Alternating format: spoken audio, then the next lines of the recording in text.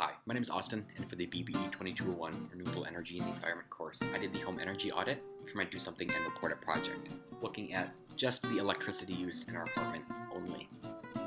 So when it comes to energy use in the US, electricity can be split into different sectors, including residential, commercial, and industrial, with residential being the highest. For 2016, we used about 3.85 trillion kilowatt hours for that year, and a little bit higher at 3.9 for the year before. Looking at this trend over time from about 1990 up until today, we can see that it varies, but it's rather consistent between about 2.5 to just under 4 trillion kilowatt hours per year. So what is a home energy audit? It's basically just a general term that describes an assessment of how much energy our homes and apartments use and how efficient it is. An energy audit can be performed on our own individually or by a professional as well.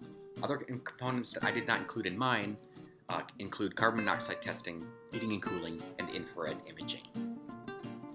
For the assessment, I used a kilowatt meter, which I purchased from Home Depot for about $28. It is an electrical usage monitor that is used to determine how efficient or inefficient appliances are depending on whether or not they're new or old and how frequently they are used.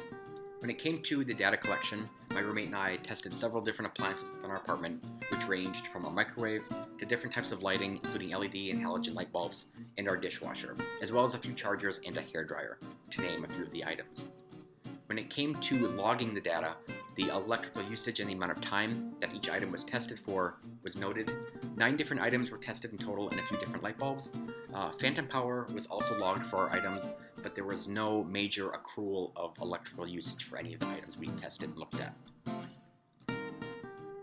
Some of the other items in our apartment, some of the high energy users include our refrigerator, which of course runs 24 hours a day, 7 days a week, our Black & Decker toaster oven, the dishwasher, and our 2-piece toaster.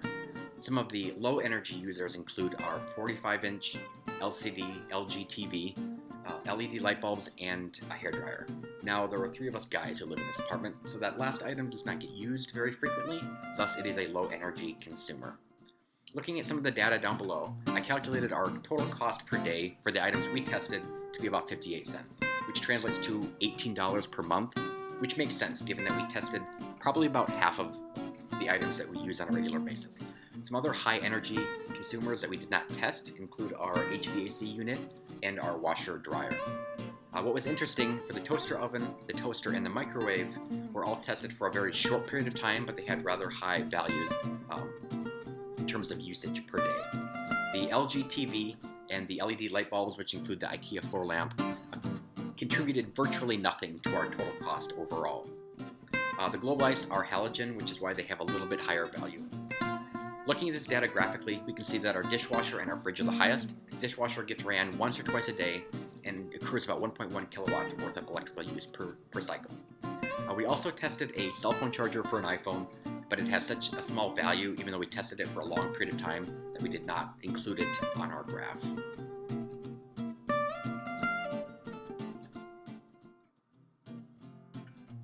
When it came to our energy bill through Xcel Energy, which started back in September, it was still quite low.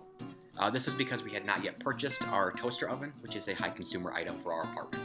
As soon as it got colder out, the usage went up, mainly because we were using our lights more often, as well as our HVAC unit was running more frequently. We do expect this to go down now that it is getting nicer out, and also in part due to daylight savings time. In conclusion, we learned through our energy audit that the items that we use are quite efficient, and even though each item may have a small cost associated with it, they all add up, which is why our bills are sometimes rather high. Phantom power was also a negligible source of electrical usage for the items we tested in our apartment. Here are my sources, and so I hope you learned something, and now you can go perform your own home energy audit.